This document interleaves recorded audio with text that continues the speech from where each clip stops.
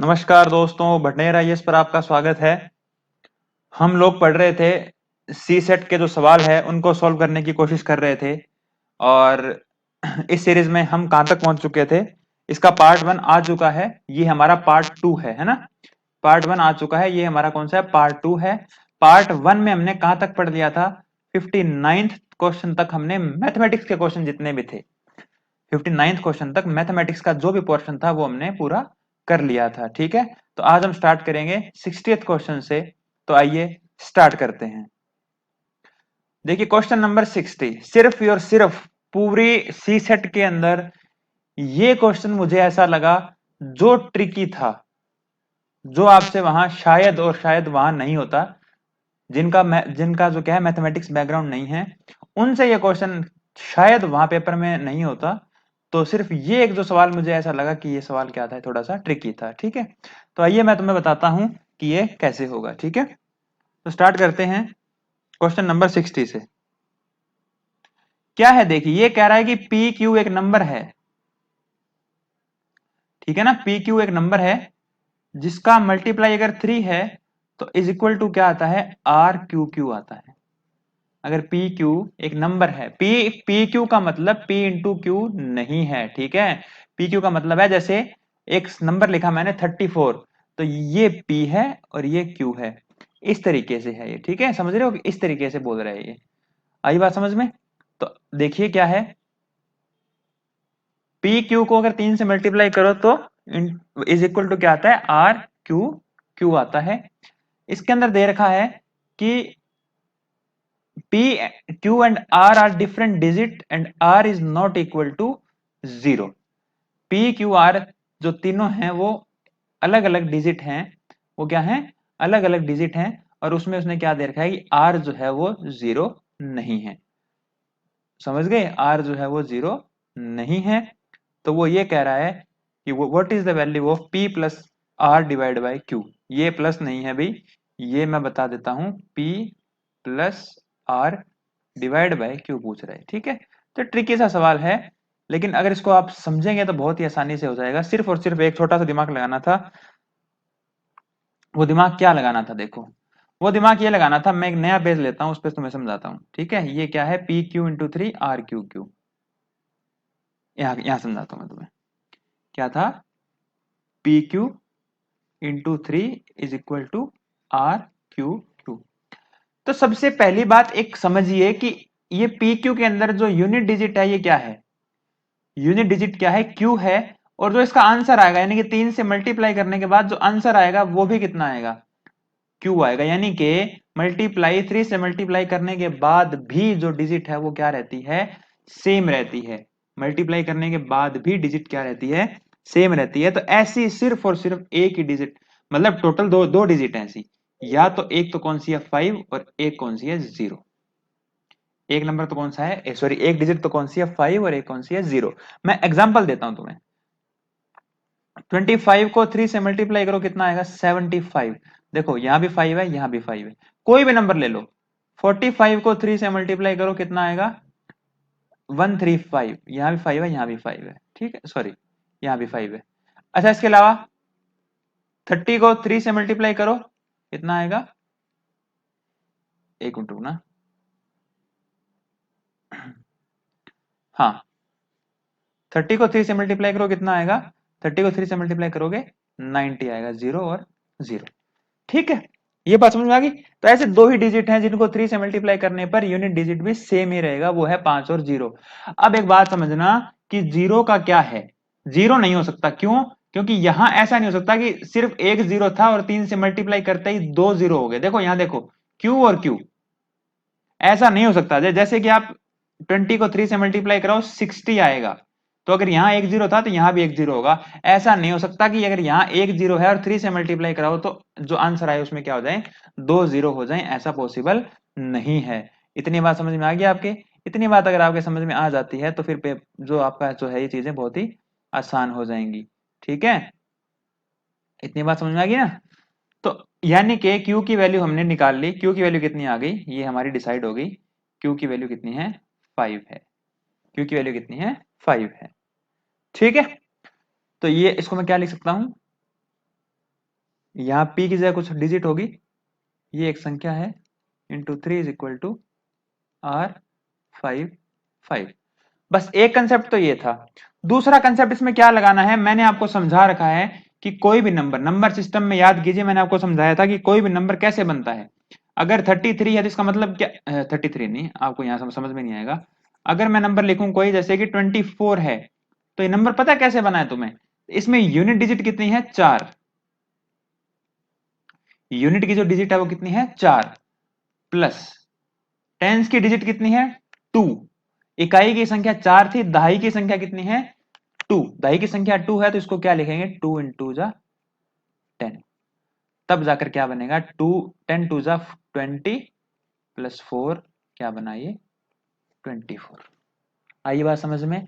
मैं एक और एग्जांपल देके सिखाता हूं तुम्हें।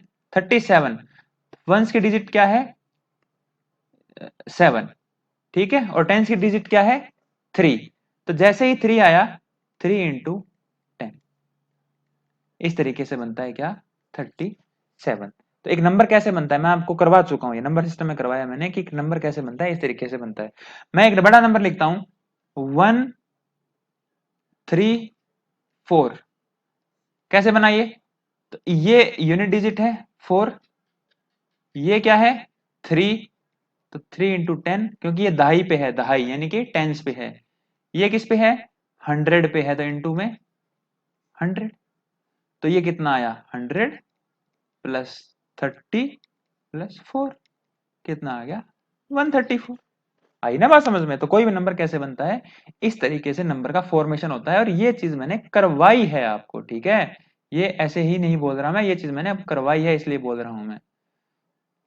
तो देखो, अब इसको मैं किस तरीके से लिख सकता हूं, P5 ये एक नंबर है और ये 3, तो वंस का डिजिट कितना है, 5, प्लस टेंस का डिजिट कितना है, P, तो इसको मैं क्या लिख सकता हूं, 10P। ये 10 इंटू पी है ये, अब इस बार ये क्या है, 10 इंटू पी, 10 इंटू पी, ठीक है। उसी तरीके से 5 क्या है, वंस यानी कि यूनिट डिजिट है, फिर क्या है 5, दहाई का अंक है ये, और फिर क्या है आर, ये सैकड़े का अंक है, 100 नंबर है, 100 पे है ये, ठीक है। ये एक नंबर बन गया, ये एक इक्वेशन बनी कि नहीं बनी, तो यहाँ क्या हो गया ये, सॉरी यहाँ मैं 3 भूल गया भाई, ये 3 वाला, ये वाला 3 जो था ये बाहर 3 पड़ा था, ठीक है। तो 3 को अंदर लेके जाओगे तो क्या आएगा, ये ट्रिकी सवाल था, अभी एक्चुअल में ट्रिकी सवाल था ये, मैं मानता हूँ इस बात को, ठीक है। 3 को अंदर लेके जाओ, 30p प्लस 3 का 5 से मल्टीप्लाई करो 15, इधर आ गया 100r प्लस 50 प्लस 5। इसको जब आप सॉल्व करेंगे तो ये आएगा आपका 30p is equal to 100r plus 40 सब में जीरो है, तो यहाँ भी जीरो है, यहाँ भी जीरो है, यहाँ भी जीरो है, तो जीरो काट सकता हूँ क्या मैं, 3p is equal to 10r plus 4, ये आपका एक बन गया, ठीक है जी। इतनी बात समझ में आ गई आपके। अब देखो क्या करना है इसके अंदर, अब आपने क्या करना है, अब ये बहुत ही आसान सा सवाल है, छोटी सी चीज में रही हुई है, सिर्फ क्या रही हुई है देखो, वो ये रही हुई है कि 3p बराबर 10r प्लस 4, तो r की जगह वैल्यू रखते जाओ, 1 2 3 4 5 ऐसे इस तरीके से, ठीक है। अगर एक से ज्यादा वैल्यू आ गई, अगर r एक से ज्यादा वैल्यू पे सेटिस्फाई करवा गया, अगर r एक से ज्यादा वैल्यू पे सेटिस्फाई करवा गया, तब तो इस सवाल का आंसर पॉसिबल नहीं होगा। कैसे, मैं बताता हूं, देखो पहले आप तुम स्टार्ट करो, r की जगह एक रख के देखो, r की जगह एक रख के देखो, तो कितना आएगा, 3p is equal to, r की जगह अगर एक रखोगे तो 10 into 1 plus 4, 3p is equal to 10 एकम 10, 10 और 4 14, 10 वन जा 10 प्लस 4 14, तो p इज इक्वल टू 14/3। क्या सेटिस्फाई हुआ, क्या नहीं हुआ, क्यों, क्योंकि p एक डिजिट है, p एक डिजिट है, सिंगल डिजिट है p क्या है, एक सिंगल डिजिट है, p की वैल्यू पॉइंट्स में नहीं हो सकती, ठीक है ना। p क्या है, एक सिंगल डिजिट है, एक नंबर में p और q ये दो सिंगल डिजिट थे, तो p की वैल्यू इस तरीके से नहीं हो सकती, ठीक है। r की जगह 2 रख के देखो तो क्या होगा, r की जगह 2, r की जगह अगर 2 रखोगे तो क्या होगा बताओ, तो क्या होगा, 3p is equal to 10 into 2 plus 4, तो 3p इज इक्वल टू 24 और p is equal to 8। p is equal to 8, तो p की वैल्यू कितनी आ गई? 8 आ गई। और कब p की वैल्यू 8 कब आई? जब r की वैल्यू हमने क्या मानी है? 2 मानी है। p की वैल्यू 8 कब आई? जब हमने r की वैल्यू कितनी मानी है? 2 मानी है। p की वैल्यू 2 कब p की वैल्यू 8 कब आई? जब हमने r की वैल्यू 2 मानी है। ठीक है। इसके अलावा अब आप क्या करो, r की वैल्यू 3 रख के देखो, r की वैल्यू 3 रख के देखो, 3p is equal to 3p is equal to 10 into 3, r की जगह 3 रख के देखो, प्लस 4, तो ये क्या आएगा? 3p is equal to 34। बताओ डिवाइड जाएगा क्या? 34 डिवाइड जाएगा? नहीं जाएगा। तो r ये भी पॉसिबल नहीं है, ये भी पॉसिबल नहीं है। ठीक है। उसके बाद 4 रख के देख लो, 4 रख के देखोगे ना, फिर क्या आएगा? 4 रख के देखोगे तो 45 4/3 आएगा। मैं आपको बता देता हूँ, 4 रख के देख लेना इस इक्वेशन में, तो ये भी पॉसिबल नहीं है। ठीक है, ये भी पॉसिबल नहीं है। फिर क्या रखोगे? देखोगे आगे चल के देखोगे तो कितना आएगा, मैं दिखा देता हूं तुम्हें। देखो 5 रख के देखो, r की वैल्यू 5 रख के देखो, तो 3p is equal to 10 into 5 plus 4, 3p is equal to 54 और p इज इक्वल टू 54/3 18। लेकिन अब तुम खुश हो जाओगे, अल्लाह अल्लाह सर ये तो 18 का भाग चला गया, 18 मतलब आंसर आ गया। लेकिन भाई p की वैल्यू 18 नहीं हो सकती। p क्या है ये मत भूलो, सिर्फ डिवाइड जाना इंपॉर्टेंट नहीं है, p एक सिंगल डिजिट है। ये 18 कोई आंसर नहीं हो सकता, p आएगी एक सिंगल डिजिट आएगी, तो ये भी पॉसिबल नहीं है, ये भी पॉसिबल नहीं है। तो यानी कि ये जो हमने बनाई है वैल्यू, यही हमारी सही वैल्यू है, इसके अलावा और कोई वैल्यू पॉसिबल ही नहीं है, इसके अलावा और कोई वैल्यू पॉसिबल नहीं है। कितना? 8 5 और 2। पी क्यू आर की वैल्यू, पी क्यू आर की वैल्यू 8 5 और कितना था भाई? 2 था ना? हाँ 2। अब कह रहा है कि क्या p plus R divide by Q का आंसर कितना होगा? तो p plus R divide by Q, p कितना है? 8, r कितना है? 2, 8 plus 2 divide by Q, Q कितना है? 5, आंसर कितना आ गया? 2। बहुत से लोग इसका आंसर करके आएंगे कैन नॉट बी डिटरमाइंड, इसको निर्धारित नहीं किया जा सकता, लेकिन निर्धारित किया जा सकता है भी, बिल्कुल किया जा सकता है। बस ये एक सवाल था जो पेपर में लायक नहीं था, इसको स्किप करना था। बाकी आता है तो अच्छी बात है, लेकिन नहीं आता था तो इसको स्किप करना था। ये सवाल एक ट्रिकी सा सवाल था। इसके अलावा जितने भी सवाल थे वो आसान आसान सवाल हैं। ठीक है, चलें आगे। दोबारा देखना एक बार, समझ में आ जाएगी बात आपकी। आगे देखो आगे क्या है? Question number 63, question number 63। Question number 63 में क्या कहता है, इंग्लिश में पढ़ लेते हैं एक बार।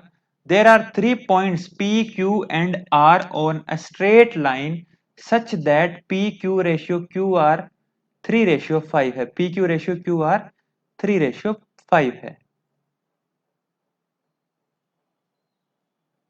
एक लाइन है, एक लाइन है, इस लाइन के ऊपर 3 पॉइंट है P, Q और R, जिसमें PQ रेशियो QR जो है वो कितना था? यही था ना, 3:2 था। कितना था? चेक करने दो। पी क्यू आर 3 पॉइंट है, जिसमें पी क्यू और क्यू आर 3 5 था भाई, 3:5 था ये, 3:5। ओके। उसके बाद क्या कह रहा है वो? उसके बाद वो कह रहा है कि if A is the number of possible value of P Q ratio P R निकालना है, then what is the N equal to, sorry N था ये। ठीक है, तो वो कह रहा है कि एन अगर क्या है कि पॉसिबल वैल्यू है पी क्यू और पी आर की, P Q ratio P are की, तो बताओ ऐसी कितनी रेशियो पॉसिबल हैं? ठीक है, पी क्यू और पी आर की कितनी वैल्यू आएंगी? अब देखो बात को समझना। अब कई बच्चों के हिसाब से ये सवाल बहुत ही आसान था, सवाल तो वैसे भी आसान था, लेकिन आपके हिसाब से एक ये भी हो सकता है कि पी क्यू आर, आपने एक लाइन बनाई, इस लाइन के ऊपर लिखा पी, ये एक पॉइंट बनाया क्यू, ये एक पॉइंट था पी, और एक पॉइंट बनाया आर। पी क्यू कितना था, 3 था, और क्यू आर कितना था, 5 था। ठीक है, उसने पूछा क्या है आपसे, उसने पूछा है पी क्यू और पी आर। तो कई बच्चे कहेंगे पी क्यू कितना है 3, पी क्यू कितना है 3, और पी आर कितना है, पी आर कितना है 8, पी आर कितना है 8। तो 3:8, ये आंसर आ गया 1, यानी कि एक वैल्यू पॉसिबल है 3:8, ये एक वैल्यू पॉसिबल है, लेकिन ये गलत है। ठीक है ना, आंसर आ गया 1, लेकिन ये गलत है, ये 1 आंसर नहीं आया, क्योंकि उसने बोला है कि पी क्यू आर 3 पॉइंट हैं, वो इसी सीक्वेंस में है, ये जरूरी नहीं है पी क्यू आर ऐसे हो, ऐसा जरूरी नहीं है भाई कहीं पे भी। ठीक है, मेरा कहने का मतलब क्या है कि एक लाइन बनाई आपने, आपने क्या किया कि एक लाइन बना दी, ठीक है, मान ली बात आपकी, ठीक है ना, ये लाइन बना दी आपने, लेकिन इस लाइन के ऊपर भाई दिक्कत ये है, एक मिनट रुको, इस लाइन के ऊपर दिक्कत ये है कि पी क्यू आर कहां है ये नहीं पता मुझे। मेरा कहने का मतलब ये है कि पी यहां है, क्यू यहां है, आर यहां है, ऐसा भी तो हो सकता है, क्यू यहां है, पी यहां है, आर यहां है, ये भी तो हो सकता है, समझ रहे हो, तो कुछ भी हो सकता है। इसने बोला कि 3 पॉइंट हैं, सिर्फ सिर्फ इतना बोला उसने, इसके अलावा उसने कुछ भी नहीं बोला आपसे, समझे, तो ये चीज है। ठीक है, आगे चलें, अब अपने सवाल को करते हैं, देखो अब अपने सवाल को करते हैं, सवाल होगा 3 तरीके से, ये कैसे होगा देखो, अब मैं एक बार मिटा रहा हूं इसको, है ठीक है, देखना आप, ठीक है, इसको अपने साइड में कर देते हैं, यहाँ पे ये साइड में लगा छोड़ दिया। अब देखो लाइन बनेगी इसमें 3, कौन कौन सी मैं बताता हूं, देखो तुम्हें, एक ये रही, एक ये रही, और एक ये रही, ठीक है, 3 लाइनें बनेगी। 3 क्यों बनेगी बताओ, इसलिए 3 लाइनें बनेगी क्योंकि पी क्यू आर, एक बार तो क्या करो, ऐसे अलग अलग, एक बार तो पी के बीच में पॉइंट, 3 पॉइंट बनाओ, पी क्यू और आर, क्यू को बीच में रखो, एक बार तो इसको बीच में रखो, एक बार क्या करो, पी आर और क्यू इसको रखो, और फिर आर पी और क्यू, एक बार किसको रखो बीच में, पी को बीच में रखो, ठीक है, एक बार किसको रखो बीच में, पी को बीच में रखो। इतनी बात आपके समझ में आई कि नहीं आई, आगे ना 3 पॉसिबल चीजें बनेगी, वो 3 पॉसिबल चीजें कौन कौन सी बनेगी मैंने आपको बता दी, क्या, ऐसे करके अलग अलग इनको बीच में रख के देखो, ये आपका इस तरीके से होगा।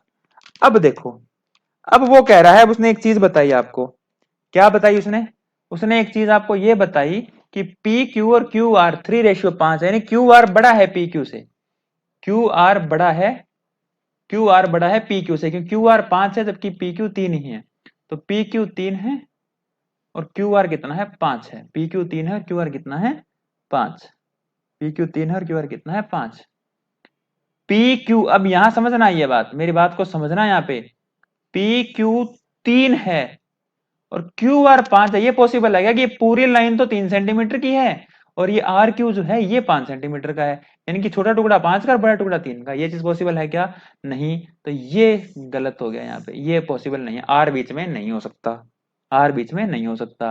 अच्छा अगला क्या है, पी क्यू 3 सेंटीमीटर है, पी क्यू 3 सेंटीमीटर और क्यू आर 5, क्यू आर जो है ये पूरा 5 है, क्यू आर यहां से लेकर यहां तक पूरा कितना है 5 है, ये कितना आ गया अपना 2 आ गया, ये अपना कितना आ गया, ये कितना आ गया अपना, ये अपना 2 आ गया। इतनी बात आपके समझ में आई क्या भाई, बताओ इतनी बात समझ में आई क्या, इतनी बात समझ में आ गई, तो कौन कौन सी चीजें पॉसिबल हैं वो बात आपको मेरे ख्याल से समझ में आ गई होंगी। आगे चला जाए, आगे चलते हैं, ठीक है, आगे अगर अपने चलें तो क्या देखते हैं अपने, देखो ये 2 चीजें पॉसिबल थी, तो अब उसने पूछा क्या, देखो उसने पूछा ये है कि पी क्यू और पी आर की कितनी वैल्यू पॉसिबल है। P Q ratio P are पूछा उसने। तो पी क्यू कितना है 3, और पी आर यानी कि यहां से लेकर यहां तक पूरा कितना है 8। तो एक तो आएगा आंसर 3:8। ठीक है। दूसरा पी क्यू कितना है, पी क्यू यहां से लेकर यहां तक पी क्यू कितना है 3, और पी आर यानी कि पी आर ये कितना है, पी आर कितना है, पी आर ये कितना है 2। तो ये 3:2। तो एक रेशियो ये पॉसिबल है, एक रेशियो ये पॉसिबल है, ये दो तरीके की वैल्यू आ सकती है। तो आंसर कितना आ जाएगा इसका, आंसर आ जाएगा इसका 2 आंसर आ जाएगा। दो जो है वैल्यू क्या है इसकी पॉसिबल है। तो बी आपका आंसर आ जाएगा। ठीक है, चले आगे। अगला सवाल है देखो, हम्म using 22333 as digit, how many distinct number greater than 30,000 can be formed। यानी कि 30,000 से बड़े कितने नंबर हैं जो बनाए जा सकते हैं 22333 को यूज करके। तो चलते हैं अपने, देखते हैं क्या बनता है इसका। इसको पहले अपने स्लाइड लेते हैं साफ सुथरी सी। चलो देखो भाई, तो कितने डिजिट हैं आपके पास, 22333, 22333, ये 5 डिजिट है। चाहे रिपीट करो चाहे कुछ मर्जी करो, उससे मतलब नहीं है, लेकिन 30,000 से बड़ा होना चाहिए नंबर। 30,000 से बड़ा नंबर मतलब ये 30,000 है, इसमें कितने डिजिट हैं 1 2 3 4 5। तो पहली चीज आपको समझ देखते क्या समझ में आएगी कि जो नया नंबर बनेगा, नया नंबर जो बनेगा वो कितने डिजिट का होगा, नया नंबर जो बनेगा वो कितने डिजिट का होगा, वो नया नंबर होगा आपका 5 डिजिट का। इतनी बात समझ में आ गई, क्योंकि जब 30,000 में पांच पांच डिजिट है तो इससे बड़ा नंबर जो होगा वो 5 डिजिट का ही होगा ना। ठीक है। दूसरी बात, 30,000 से बड़ा है यानी कि यहां जो है यहां 3 फिक्स हो गया, एक 3 यहां फिक्स हो गया, यहां 3 आएगा ही आएगा, यहां पर 3 आएगा ही आएगा, और कोई सॉल्यूशन है ही नहीं। ठीक है, और कोई सॉल्यूशन इसका है ही नहीं, यहां पर तो 3 आना ही आना है। इतनी बात समझ में आ गई क्या आपके, इतनी बात आपके समझ में आ गई। ये सवाल है परमुटेशन का, परमुटेशन में मैंने करवा रखा है ये सवाल। ठीक है, चलो जी आगे चलते हैं। अब देखो, अगर एक 3 फिक्स कर दिया मैंने तो एक 3 तो कट ही गया, एक 3 ये तो यहाँ एक 3 काट दो कि एक 3 यहाँ फिक्स हो गया, ये तो अब हिलेगा ही नहीं, एक वाला 3 इसको दे दिया मैंने। अब बताओ पीछे क्या बचा आपके पास, 1 2 3 4 डिजिट बची। इसमें रिपीटेशन नॉन रिपीटेशन का तो कुछ दिया ही नहीं उसने। तो पीछे कितनी डिजिट बची, 4 डिजिट बची। तो यहां पर आने के लिए कितनी डिजिट है 4, यहां पर आने के लिए कितनी डिजिट है 3, यहां पर आने के लिए 2, यहां पर आने के लिए 1। यहां पर कितनी डिजिट आ सकती है 4। अब जो डिजिट यहां आ जाएगी एक डिजिट कम हो जाएगी, फिर यहाँ कितनी आ सकती है 3। फिर जो यहाँ आ जाएगी वो एक डिजिट कम हो जाएगी, यहाँ कितनी आ सकती है 2। फिर यहाँ जाएगी वो एक कम हो जाएगी, यहाँ कितनी आ सकती है 1। अब ये नया बच्चा नहीं समझ पाएगा जिसने परमुटेशन नहीं पढ़ रखा। तो आप मेरी परमुटेशन की वीडियो देखिए, 1 सेकंड में समझ आ जाएगा, मैंने वहां समझा रखा है क्यों कैसा किस लिए। ठीक है, तो ये चीजें हैं। तो यहाँ कितनी पॉसिबल वैल्यूज आ सकती हैं, 4 पॉसिबल वैल्यूज आ सकती हैं। यहाँ 3 वैल्यू आ सकती है, यहाँ 2 और यहाँ 1। 4 इंटू 3 इंटू 2 इंटू 1। लेकिन लेकिन दिक्कत क्या है यहाँ पे, यहाँ पर दिक्कत ये है कि यहाँ 2 डिजिट रिपीट हो रहे हैं, 2 भी 2 बार रिपीट हो रहा है और 3 भी क्या हो रहा है 2 बार रिपीट हो रहा है। 2 भी 2 बार रिपीट हो रहा है और 3 भी 2 बार रिपीट हो रहा है। तो 2 फैक्टोरियल इंटू 2 फैक्टोरियल। 3 कितनी बार रिपीट हुआ 2 बार, तो 3 के लिए 2 फैक्टोरियल। फिर 2 भी कितनी बार रिपीट हुआ 2 बार, तो फिर से 2 फैक्टोरियल। ठीक है, तो ये पॉसिबल, इसको सॉल्व करेंगे जब आप, ये करवा रखा है मैंने भी, ये जो नंबर रिपीट होता है मैं करवा देता हूँ, एक बार दोबारा करवा देता हूँ। ठीक है, तो कितना आया ये 1 2 से 1 2 कट गया, ये आपका आंसर आ गया 6। कितना आंसर आ गया आपका 6 आ गया। 64 का आंसर कितना होगा, 64 का आपका आंसर होगा बी, 6 आपका आंसर आएगा। ठीक है, sorry sorry sorry sorry sorry sorry, कहाँ गया, 66 है ना, 66 है भी, सॉरी। आंसर कितना होगा आपका बी आंसर होगा। ठीक है, मैं एक कंसेप्ट करवा देता हूँ, पेपर में तो ये सवाल ऐसे हो ही जाता। एक कंसेप्ट बता देता हूँ मैं, देखो मैंने एक वर्ड लिखा अलाहाबाद, स्पेलिंग गलत गलत हो सकती है, मैं ये नहीं कह रहा नहीं हो सकती, ठीक है ना। ठीक है। इलाहाबाद मैंने ऐसे लिख दिया, मेरी मेरी मेरी मर्जी से मैंने कुछ भी लिख दिया, ठीक है, मैंने लिख दिया ये, ठीक है। तो मैंने इलाहाबाद लिख दिया। तो इलाहाबाद अगर मैंने लिखा तो देखो इसमें कितने वर्ड्स बन सकते हैं, तो 1 2 3 4 5 6 7 8, तो कितना जो वर्ड बनेगा वो कितने डिजिट का बनेगा, 8 डिजिट का बनेगा, सॉरी 8 अक्षरों का बनेगा, 8 अल्फाबेट्स का बनेगा। इसमें कितने डिजिट हैं, सॉरी कितने अल्फाबेट है, 8 अल्फाबेट। जो नया नया वर्ड बनाना है वो इन सबको यूज करके बनाना है, यानी कि 8 वर्ड 8 लेटर का जो बनेगा वो क्या बनेगा, वर्ड बनेगा। तो यहाँ पर आने के लिए कितने हैं, 8, फिर यहाँ 7, फिर यहाँ 6, फिर यहाँ 5, फिर यहाँ 4, फिर यहाँ 3, फिर यहाँ 2, फिर यहाँ, यानी कि यहाँ आपके पास कितनी चॉइसेस थी, पहले पे भरने के लिए 8 चॉइसेस है। फिर जो वर्ड यहाँ आ जाएगा, जो लेटर यहाँ आ जाएगा वो एक कम हो जाएगा, फिर यहाँ पे आने के लिए 7, फिर कम हो जाएगा 6, ऐसे एक एक करते कम होता चला जाएगा, ठीक है। तो 8 into 7 into 6 into 5 into 4 into 3 into, लेकिन दिक्कत क्या है इसमें, ए रिपीट हो रहा है कितनी बार, 1 2 3 और 4, ये फर्क नहीं पड़ता कौन रिपीट हो रहा है, बात फर्क ये पड़ता है कि कितनी बार रिपीट हो रहा है। तो कितनी बार रिपीट हो रहा है, कितनी बार रिपीट हो रहा है बताओ, 4 बार रिपीट हो रहा है, तो अपॉन में 4 का फैक्टोरियल। और कोई लेटर रिपीट हो रहा है क्या, और कोई लेटर रिपीट हो रहा है क्या, नहीं, और कोई लेटर रिपीट नहीं हो रहा, मतलब इतना ही आएगा ये 4 का फैक्टोरियल। तो 4 का फैक्टोरियल क्या होता है, 4 इंटू 3 इंटू 2 इंटू 1, तो ये इससे ये कट गया, ये आपका आंसर आएगा, ठीक है। कितना आएगा, 8 इंटू 7 इंटू 6 इंटू 5। समझ में आ गया क्या कंसेप्ट है, ये कंसेप्ट है, ये मैंने करवाया हुआ है, ठीक है, परम्यूटेशन कॉम्बिनेशन मैंने करवा रखा है, ठीक है। आगे चलें, तो आगे चलते हैं। अब कौन सा सवाल है देखो, ठीक है, 67 नंबर क्वेश्चन, 67 नंबर क्वेश्चन करते हैं, ठीक है। देखिएगा 67 नंबर क्वेश्चन में क्या है, बहुत ही आसान, ये तो बहुत ही आसान सवाल है। The sum of 5 consecutive integer can B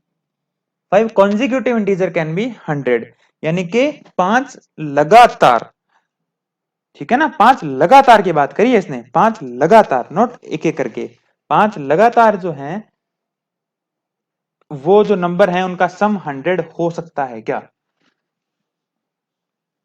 5 लगातार इंटीजर्स का सम 100 हो सकता है क्या, बिल्कुल हो सकता है जी, देख लेते हैं कैसे।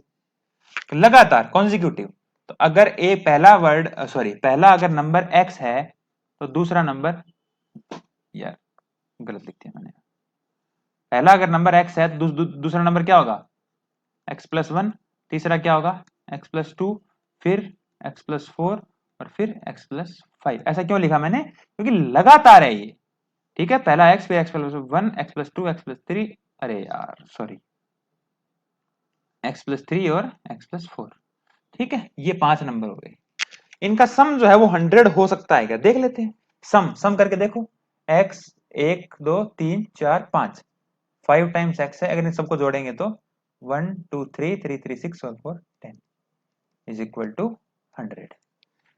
हो सकता है क्या, अभी देखेंगे हो सकता है क्या, अगर x पूरा पूरा चला गया, x के आंसर पूरा पूरा आ गया तो हो सकता है।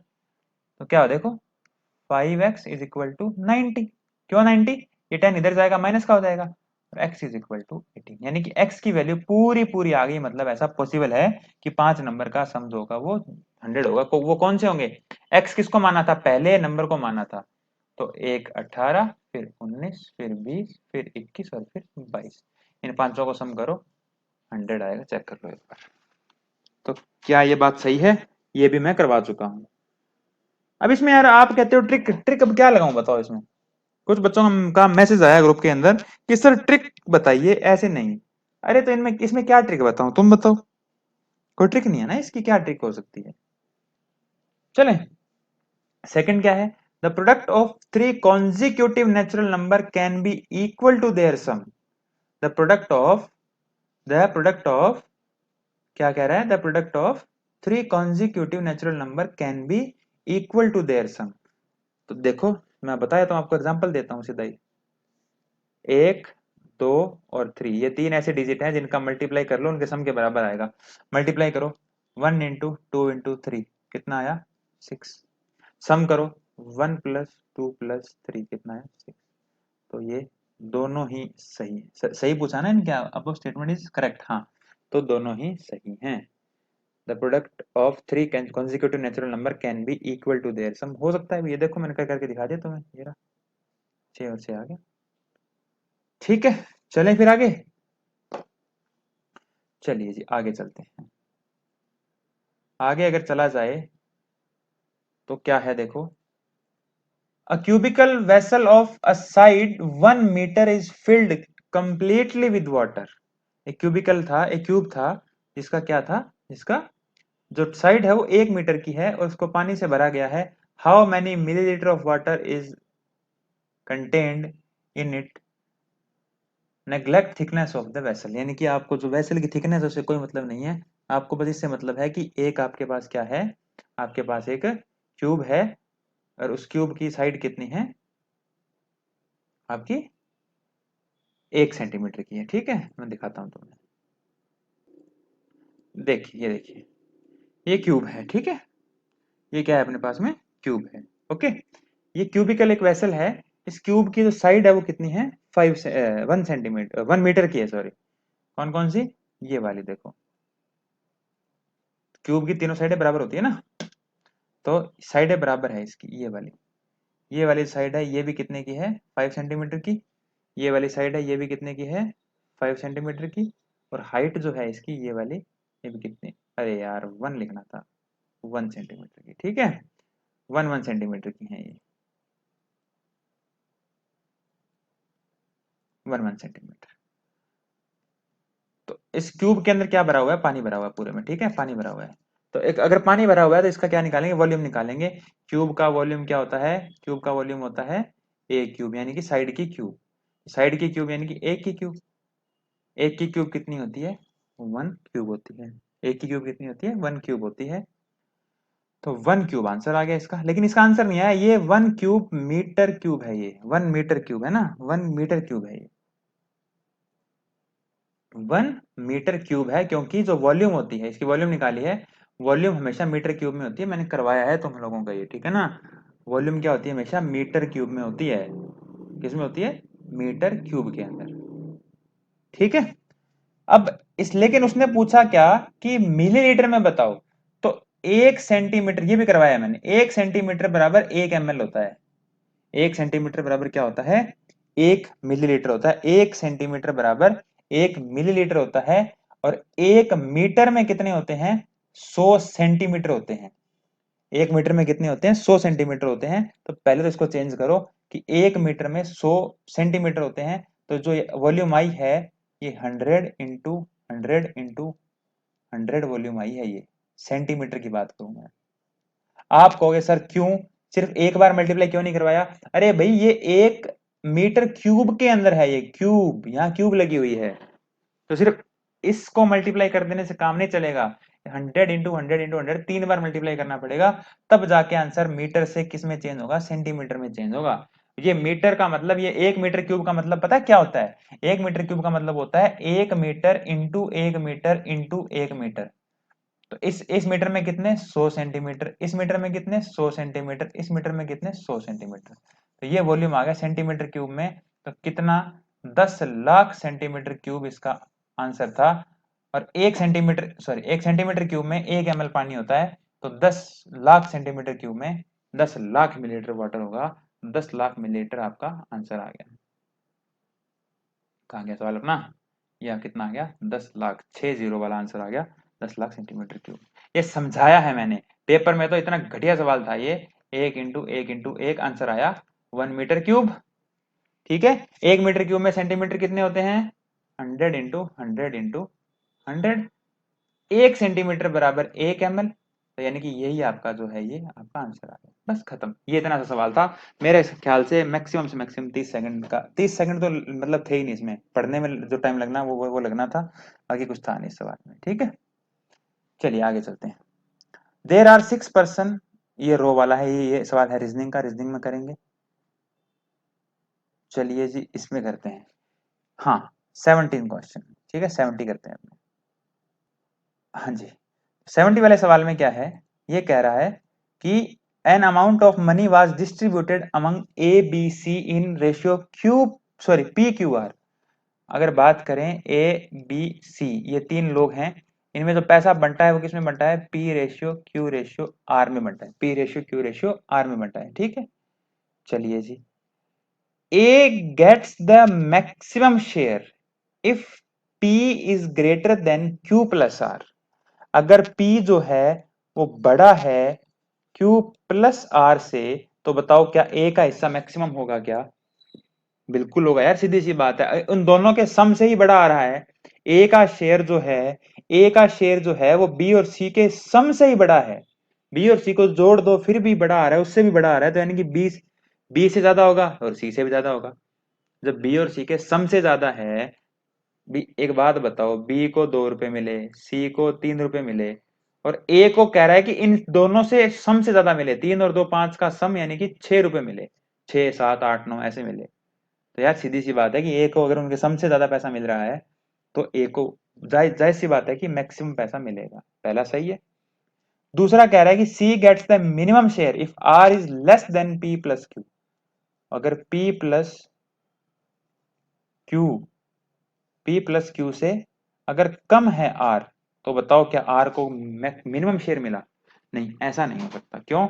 मैं एक एग्जांपल देता हूं कि मेरी बात सुनो। पी क्यों मिला 1 रुपया? पी को मिला कितना? 1 रुपया।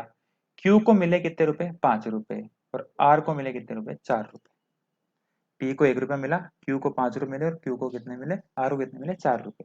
एक बात समझो मेरी, कि पी और क्यू को कितना पैसा मिला? पी और क्यू को कितना पैसा मिला? 6 रुपए। पी को 1 रुपया, क्यू को 5 रुपए, तो पी प्लस क्यू कितना आ गया? 6 रुपए। और आर को कितना मिला? 4। तो अभी भी आर दोनों के सम से कम हुआ क्या नहीं हुआ? आर जो है वो दोनों के सम से कम हुआ क्या नहीं हुआ? पी 1 रुपया, क्यू 5 रुपए, 1 और 5 6।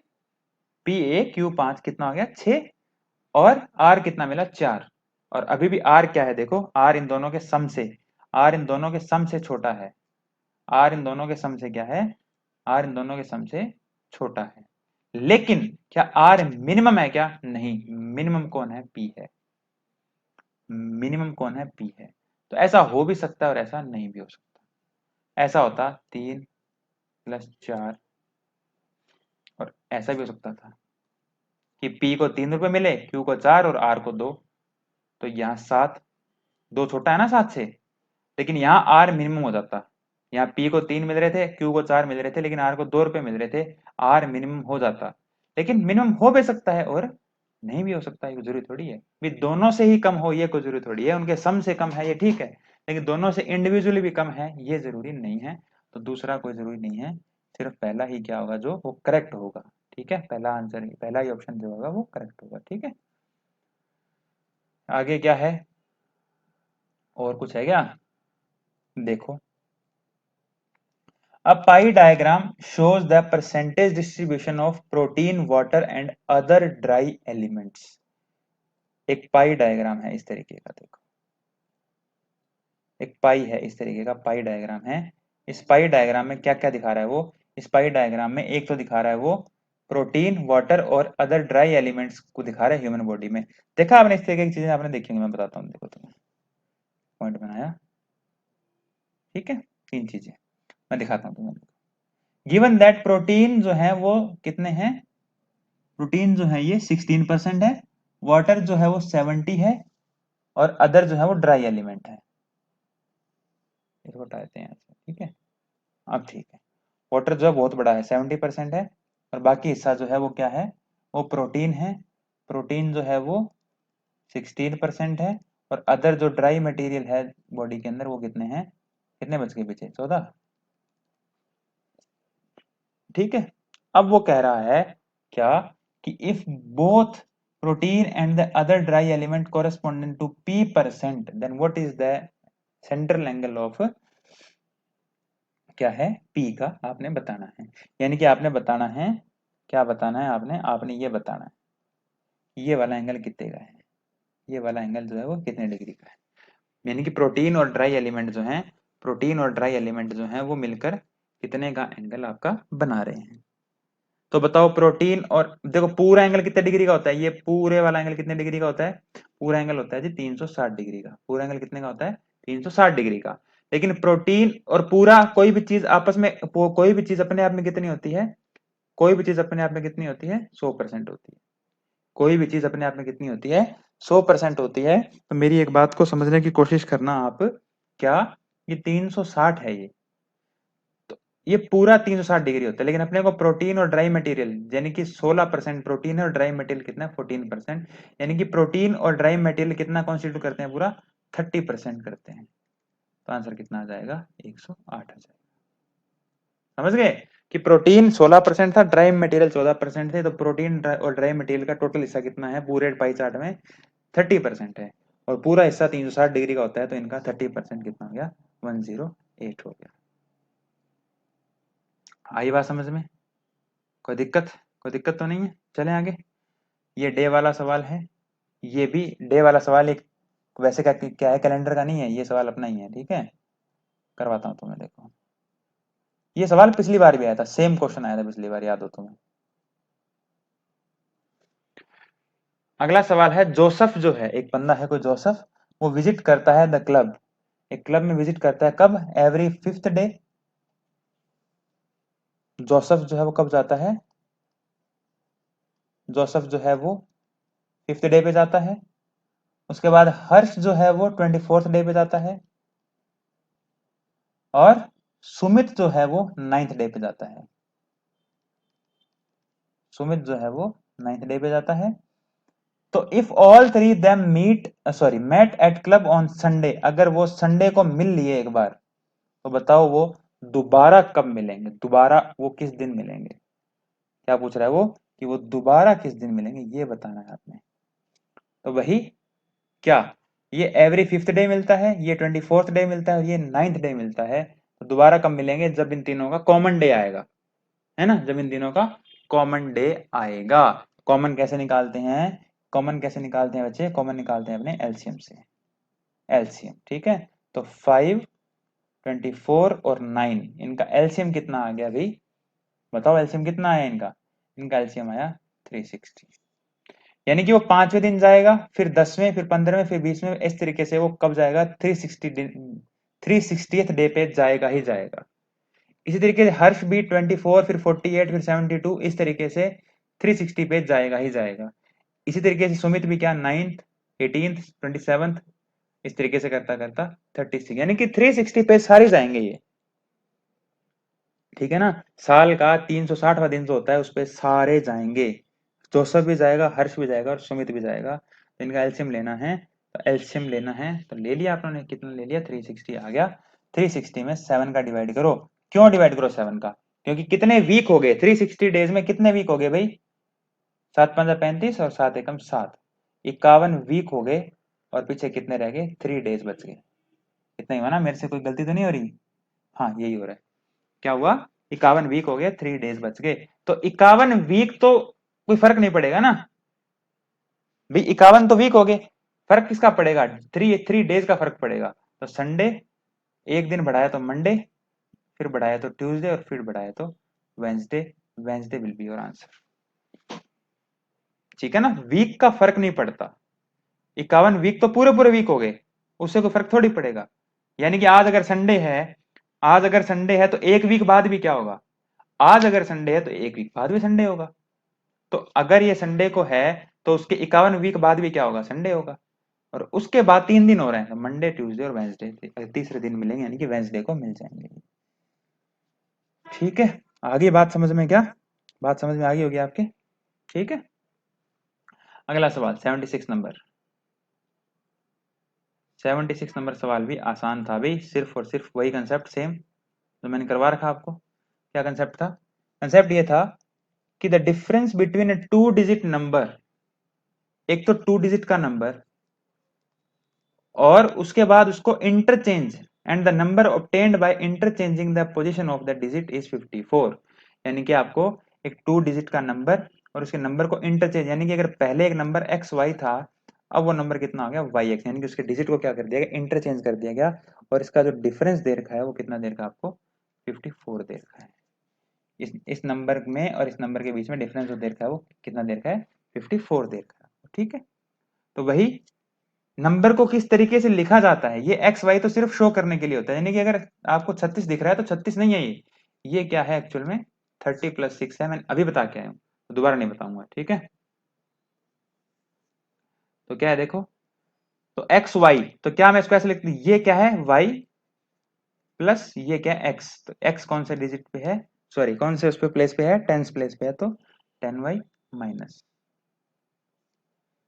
वही 10y plus x is equal to कितना दे रखा है, 54 दे रखा है। 10y प्लस x था, फिर माइनस, और अगला नंबर जो आया वो यानी कि नंबर इसको घुमा दिया, यानी कि 10y प्लस x हो गया ये, और इसका डिफरेंस जो है वो कितना है, इसका डिफरेंस जो है वो 54 आ गया। ठीक है, तो इस ब्रैकेट को खोलो, 10x plus Y minus 10y minus x is equal to 54, तो कितना आया ये 9x minus 9y is equal to 54।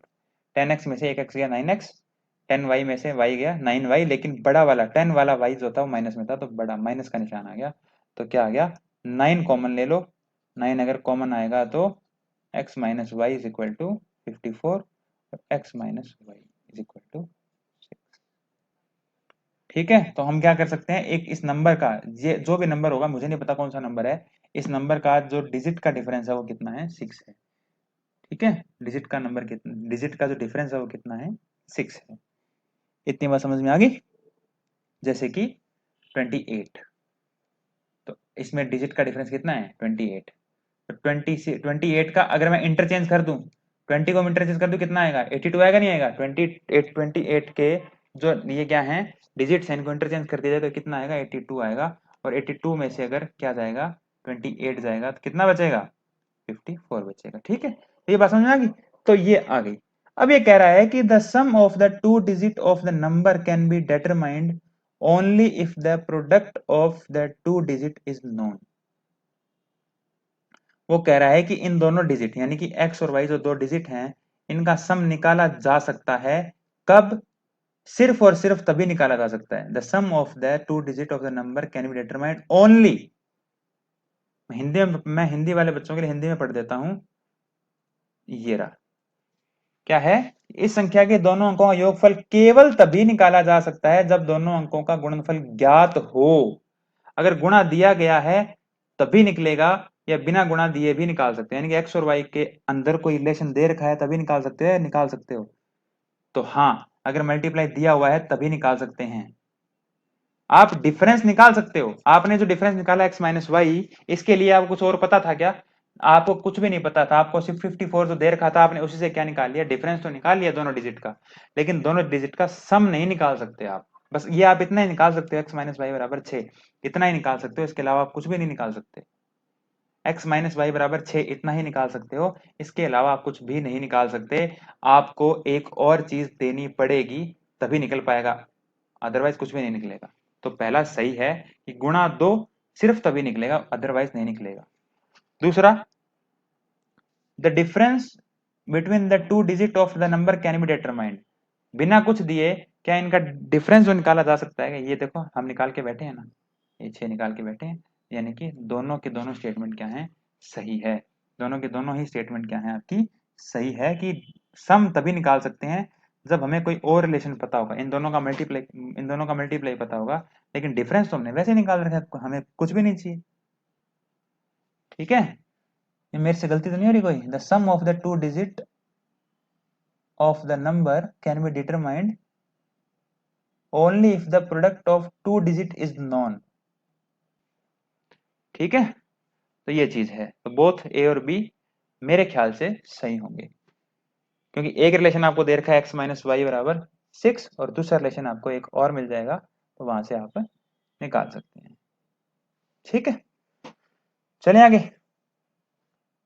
आगे आएगा, ये एज वाले सवाल हैं, ये रीजनिंग के हैं। हाँ, ये वाला, ये इंग्लिश का, ये सॉरी, मैं ये सवाल जो है अपना मैथमेटिक्स का क्वेश्चन है ये। क्या क्वेश्चन है देखो, ये कह रहा है कि if the price of the article is decreased bye 20%, पहले क्या किया गया, 20% डिक्रीज किया गया, तो यानी कि पहले अगर 100 था, पहले अगर 100 था, तो 20% डिक्रीज हो गया, कितना हो गया अब 80 हो गया, प्राइस क्या है डिक्रीज कर दिया गया 20% से, तो 80 हो गया। द न्यू प्राइस, ये वाला जो न्यू प्राइस है, इसको फिर 25% से इंक्रीज कर दिया गया, क्या कर दिया गया, इस 80 को 25% से इंक्रीज कर दिया गया, तो इस 80 का 25% कितना होता है 20, और इंक्रीज कर दिया गया मतलब पहले कितना था 80 था, फिर 20 से इंक्रीज कर दिया गया, मतलब कितना हो गया, ये 100 हो गया। तो बताओ what is the net change? 0। पहले भी 100 था, अब भी 100 है। नेट चेंज मतलब शुरू से इनिशियल में कितना था, 100, और एट द एंड कितना है, 100। तो कोई चेंज नहीं हुआ, कोई दिक्कत ही नहीं। ठीक है, खत्म। नेक्स्ट क्वेश्चन करते हैं। नेक्स्ट क्वेश्चन में वो ये कह रहा है कि when a certain number is multiplied by 7 the product entirely comprises ones only, यानी कि पूरे के अंदर एक एक एक एक एक एक आ गया। अगर 7 से मल्टीप्लाई करने पर पूरा एक एक एक आ जाता है तो what is the smallest number? बताओ ऐसा कौन सा नंबर होगा? तो आपको नंबर दे रखे हैं। इस सवाल में कोई कंसेप्ट नहीं लगेगा। इस सवाल में आपको हिट एंड ट्रायल मेथड करना है। 15713 को 7 से मल्टीप्लाई कर लो, फिर 15723 को 7 से मल्टीप्लाई कर लो, फिर इसको 7 से मल्टीप्लाई कर लो, और फिर सॉरी, ये तो यार ये सवाल पता नहीं क्यों पूछते हैं यार। इसको 7 से मल्टीप्लाई करना, ठीक है, मल्टीप्लाई कर लो 7 से, जिसमें आपको 111 मिल जाए। शुरुआत यहां से करना है इसकी। क्यों? क्योंकि सबसे छोटा नंबर चाहिए। देख लो उसने क्या बोला है, स्मॉलेस्ट। जहां आंसर आ जाए, देखो सबसे पहले 15713, 15713, फिर 15723 से करना, फिर 783 से, और फिर 873 से। ठीक है ना? ऐसे इन नंबर इंक्रीज हो रहा है, सबसे छोटा नंबर, फिर उससे बड़ा, फिर उससे बड़ा, फिर उससे बड़ा। यहां से शुरुआत करना, 7 का मल्टीप्लाई करके देखना आ रहा है क्या। 7 3 जा 21, 2, 7 1 जा 7 और 2 9। गलत हो गया, सारे 111 नहीं आएंगे, 91 नहीं है, क्या आ गया, एक 9 आ गया। 7 3 जा 21, 7 2 जा 14, 14 और 2 16, 6। ये भी गलत हो गया। 7 3 जा 21, 7 8 जा 56, 56 और 2 58। ये भी गलत हो गया। इसको करने की जरूरत नहीं है, ये आपका आंसर आ जाएगा। ठीक है, ये आपका आंसर आ जाएगा। आगे चलें। तो इसमें मैं क्या कर रहा हूँ बताओ, इसमें तो आपको खुद को करना था, ये हिट एंड ट्रायल मारो। ठीक है, सबको करा के देख लो, जहां आंसर आ जाए खत्म। चलो, a man complete 7/8 of a job in 24 days. एक काम का 7/8 दिन जो है वो 24 डेज में करता है। एक काम का 7/8 हिस्सा, यानी कि अगर टोटल अगर उस काम के 8 पार्ट हैं, तो वो जो 7 पार्ट हैं उसको वो 20, अरे क्या लिखा हुआ है, 21 डेज लिखा हुआ था अभी, सॉरी, 21 लिखा हुआ था यहाँ पे। ठीक है, ये भी मिटाना पड़ेगा ना यहाँ से। तो अगर टोटल काम के 8 पार्ट हैं, 7/8 हिस्सा 21 डेज में करता है, मतलब टोटल काम के अगर 8 पार्ट है तो 7 पार्ट वो कितने में करता है, 21 दिन में करता है। तो एक पार्ट कितने दिन में करेगा वो, एक पार्ट कितने दिन में करेगा, एक पार्ट 3 दिन में। 7 पार्ट 21 दिन में, तो एक पार्ट 3 दिन में। ठीक है, अब वो कह रहा है कि how many more days will it take him to finish the job if quantum of work is further increase by 50%। यानी हिंदी में कहें, हिंदी में बात करें, हिंदी में ये कहना चाह रहा है कि अगर इस टोटल काम को 50% और बढ़ाया जाए तो बताओ बचा हुआ काम वो कितने दिन में करेगा। तो बताओ कि टोटल पार्ट कितने थे, टोटल पार्ट कितने थे भाई, टोटल पार्ट आपके 8 थे। इस काम को 50% बढ़ा दिया गया, 50% मतलब आधा, 4 पार्ट बढ़ा दिए गए, तो टोटल पार्ट कितने हो गए, काम के 12 पार्ट करने के नहीं करने, टोटल 8 पार्ट थे, 8 में से 50% बढ़ा दिया काम को। ठीक है, तो काम को बढ़ा दिया तो यानी कि 4 पार्ट और बढ़ा दिए, तो कितना हो गया ये, 4 पार्ट और बढ़ा दिए, कितना हो गया ये, टोटल 12 पार्ट हो गए। तो अब काम के पार्ट हुए कितने थे, अ मैन कंप्लीट 7/8, तो यानी कि 7 पार्ट पूरे हो चुके थे। कितने हो चुके थे, 7 पार्ट पूरे हो चुके थे। टोटल पार्ट कितने हैं, 12, तो रिमेनिंग कितने हैं, रिमेनिंग कितने हैं, 5 पार्ट। अगर टोटल 7 12 पार्ट हैं, उसमें 7 पूरे हो चुके हैं, तो 12 पार्ट में से 7 पूरे हो गए, तो टोटल बचे बचे कितने, 5 पार्ट। एक पार्ट में कितने दिन लगते हैं, 3 दिन। एक पार्ट में कितने दिन लगते हैं, 3 दिन लगते हैं, तो 5 पार्ट में 15 दिन लगेंगे। That will be your answer. आपका आंसर कितना आएगा, 15। तो बच्चों ये था आपका क्या, क्या था ये आपका था सी सेट का पेपर का मैथमेटिक्स का जो पोर्शन था वो मैंने कंप्लीट करवा दिया आपको। ठीक है, मैथमेटिक्स का जो पोर्शन था वो मैंने कंप्लीट करवा दिया। रीजनिंग की ज्यादा बड़ी वीडियो नहीं आएगी क्योंकि रीजनिंग के सवाल बहुत कम पूछे थे। ये देखो आप इस पेज के ऊपर ही एक सवाल जो है वो रीजनिंग का है, हाँ एक सवाल रीजनिंग का है, बाकी सारे के सारे सवाल देख लो आप मैथमेटिक्स के हैं। ठीक है, रीजनिंग के बहुत कम सवाल पूछे गए थे। तो अब आपको एक वीडियो रीजनिंग की मिल जाएगी जिसमें मैंने आपको सारे रीजनिंग के सवाल करवा दूंगा। ठीक है, मैथ वाला जो पोर्शन है मैंने कोई भी सवाल नहीं छोड़ा है, आसान हार्ड मुश्किल सब करवा दिए मैंने। ठीक है, तो ये था अपना सी सेट का मैथमेटिक्स का पोर्शन। ठीक है, तो दोबारा मिलेंगे अपने रीजनिंग के साथ, तब तक अपना ख्याल रखिए, हंसते रहिए, शुक्रिया।